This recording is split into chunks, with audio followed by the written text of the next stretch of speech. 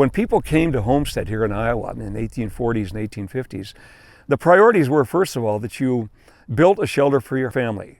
Second, you established a school, and then a church. And those were the first things that you took care of. But usually right after that, you had to have a baseball team.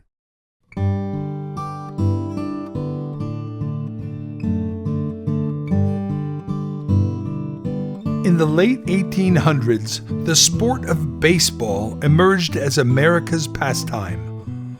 The first organized baseball team can be traced back to 1858 in Davenport, but it wasn't until after the Civil War that the game's popularity began to spread wildly.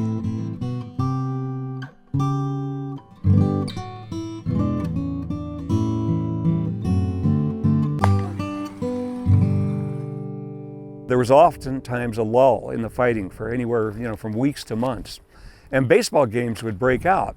And a lot of these officers and men that came from the New York area and so on, they knew the game. And they would introduce it to the kids from the Midwest, including Iowa soldiers. And there's a wonderful lithograph of a prisoner of war camp in Salisbury, North Carolina, where a baseball game breaks out. And you have Union soldiers playing baseball, and the Southern Guards are all watching because they weren't familiar with the game. When the war finally ended in 1865, a lot of Iowa kids brought the knowledge of the game back with them to their communities. By 1867, when it finally reaches Fairfield, you have over 200 teams in Iowa. And oftentimes these teams were either organized around trades that the men were involved with, or sometimes you'd have a senior team and along age lines, and then a junior team or a skill level.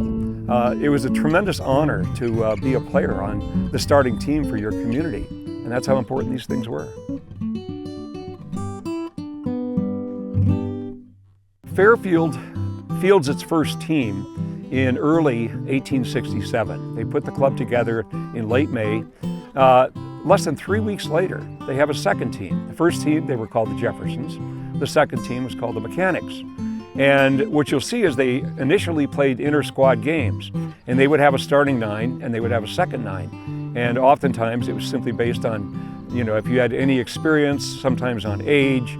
A lot of the older fellows that had played a little bit were considered the starting nine, and then some of the younger players were signed on later. As some of these business people prospered a little bit, they needed a break from their normal day activities. And oftentimes, baseball games were played at the end of workday, and they would go to a ball field, either in town or to a neighboring town, and play baseball. As the confidence of these teams grew and so on, there were by 1867 teams in neighboring communities, neighboring counties here in Iowa. Washington, Iowa has one of the first teams in the area. And as part of my baseball card collection, I have an early photograph of the Washington Baseball Club from 1866, 1867. And so once the Fairfield team was a little more confident with its skill level, then they would challenge some of these other early teams in neighboring communities. And there's a great description of a game played at a neutral site, which is fairly common. Brighton, small town, fewer than a couple of hundred people that lived there. And the teams from Washington, the team from Fairfield, went up there to play against each other. And the game lasted hours, but 500 people attended, which was bigger than the entire population of Brighton at the time. But that again reflects on the popularity of how this game was growing and how important it was to the communities. And the description in the newspaper talks about that hundreds of people went from Fairfield to watch this game. They talked about where they stayed, the trip up there. It's a nice description of early Iowa in 1867 and how important the game was to them.